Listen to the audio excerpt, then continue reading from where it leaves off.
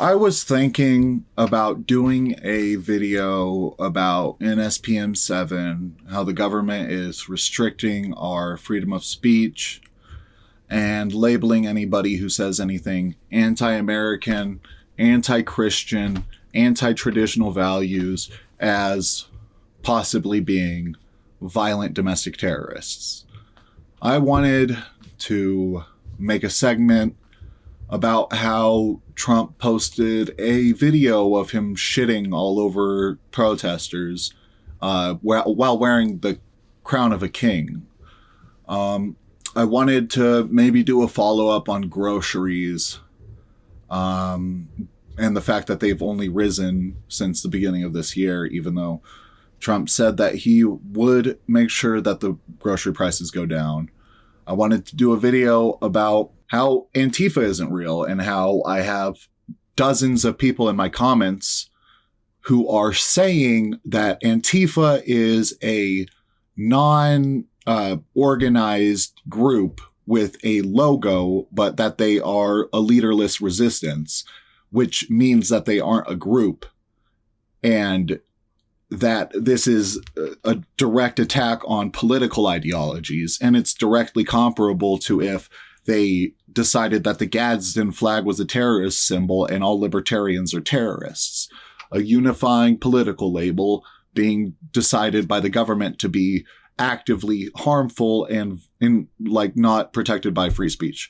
I wanted to do a video about how Trump is not ending wars and how he's using this as a propaganda technique and how all of his lackeys are then repeating the exact same thing he said. Ending 7 wars has become a strategic political lie that they're using in order to reinforce the idea that Trump is supposed to be the peacemaker president, even though he is helping Netanyahu finish off the genocide in Gaza, even though he is helping Putin finish off the invasion of Ukraine.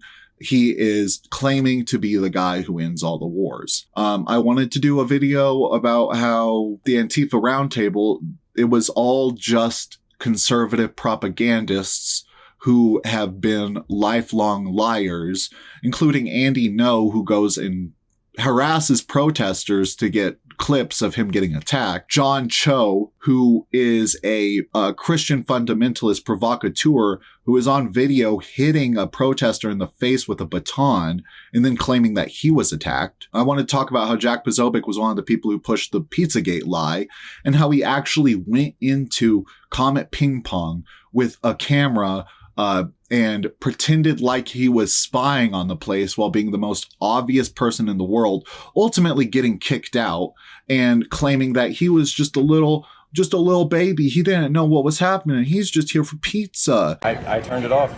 I understand that to you this is maybe like a game, but considering that I myself and my staff receive death threats, it's not a game. It's not anything. Are you reading these things that people are writing? I can't control what somebody posts on the internet, what someone comments. At this point, he doesn't have to provide services. If he wants you to leave, you have to leave. That's and it. you're filming me now. Well, you're throwing me out. I am because you're aiding a dangerous environment. Right. So at the point that this started, I had turned it off. And so I'm denying you service.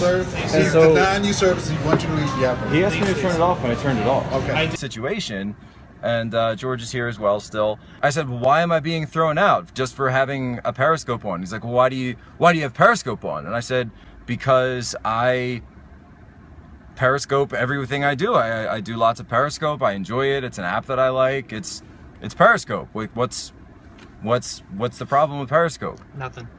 He goes, well, you're filming inside my restaurant. And it's like, here's the difference of that too, is you're filming inside my restaurant. Now, George, you were sitting in that restaurant, right? The police officer said you have a right to refuse him service. So he has a right to refuse my service, and they did have the right, and I guess. See, my guess is that they must have had someone tip them off. Someone tipped them off because they were on the phone as soon as possible. And now he is representing some type of intelligence committee for the president. I wanted to talk about all those things, but I almost feel like it's completely fucking pointless. It seems like everybody who is principally against authoritarianism and our government lying to us and trying to force us into a restrictive environment are people on the left. And the people on the right are completely blinded by it. And they are following every single directive, every single propaganda point to the T. And part of the thing that I find disturbing about it is the idea that the government obviously detests and thinks conservatives are fucking stupid. They think you're gullible, and they think that they can say anything and that you'll believe it. And so far, that has proven to be true. And I don't know what to tell you people that'll make you understand that this is a harm to all of us.